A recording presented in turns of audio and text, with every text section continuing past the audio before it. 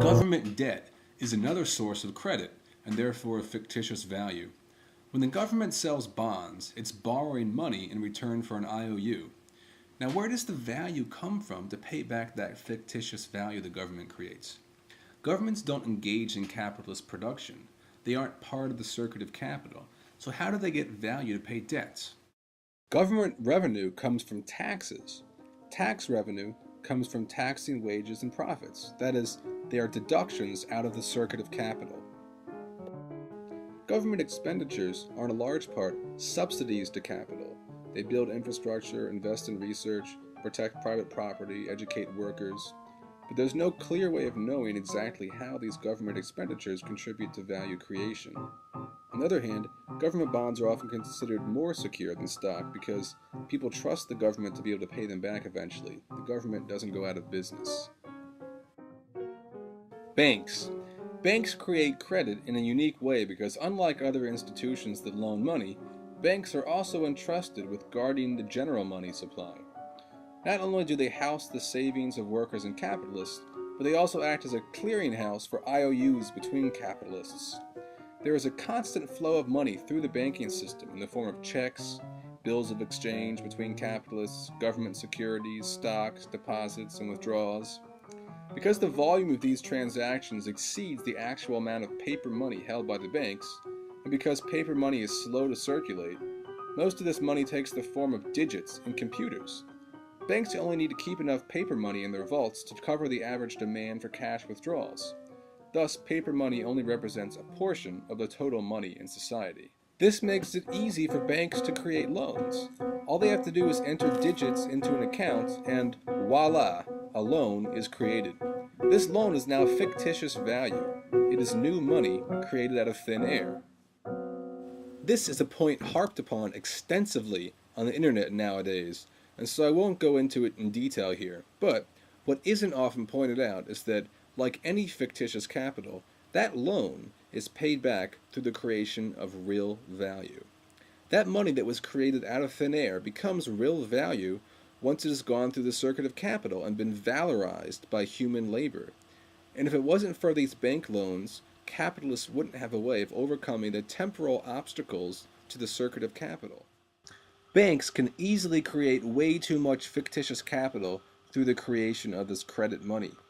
Because they profit from interest on these loans, because they have nothing to do but enter digits in a computer in order to get this profit, the temptation is to give out a lot of loans and not worry about whether they can be paid back with real value.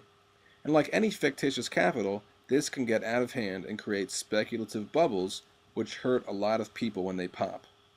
Banks behaving badly can ruin the role of money as a measure of value and thus threaten the entire structure of the economy. That is why there is close federal regulation of banks and a hierarchy of monetary institutions culminating in the Federal Reserve to keep the money supply safe from abuse. As we are now learning, that does not always work. But that's a topic for another time. Remember that an economy is an ensemble of social relations which organizes the productive powers of human labor and distributes the products of this labor in some way or another. Thus, labor is the sole source of value in an economy, and the true study of social relations in an economy is a study of the way in which this value operates.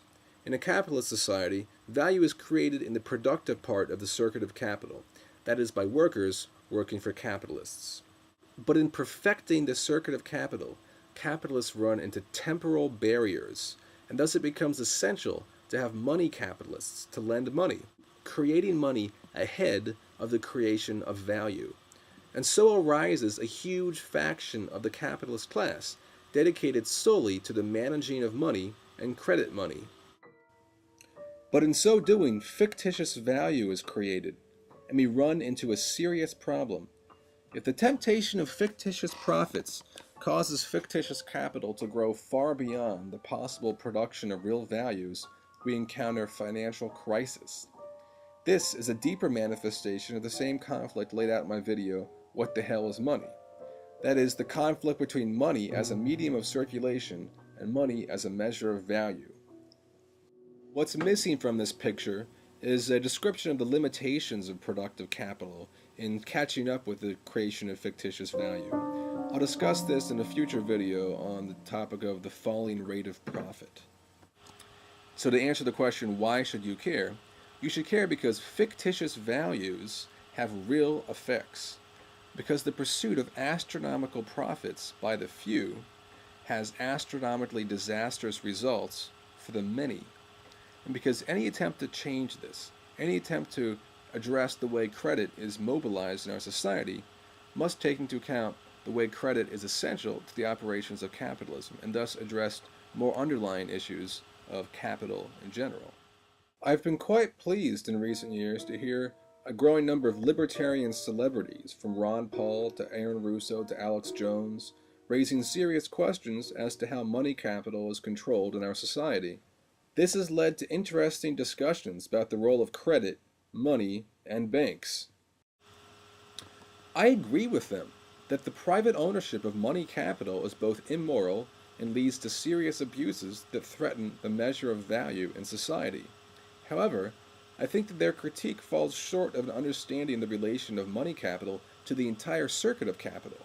I would argue that the private ownership of productive capital is equally undemocratic, and that the behavior of individual productive capitalists in competition with each other can also destabilize value creation and have serious effects on all of our lives.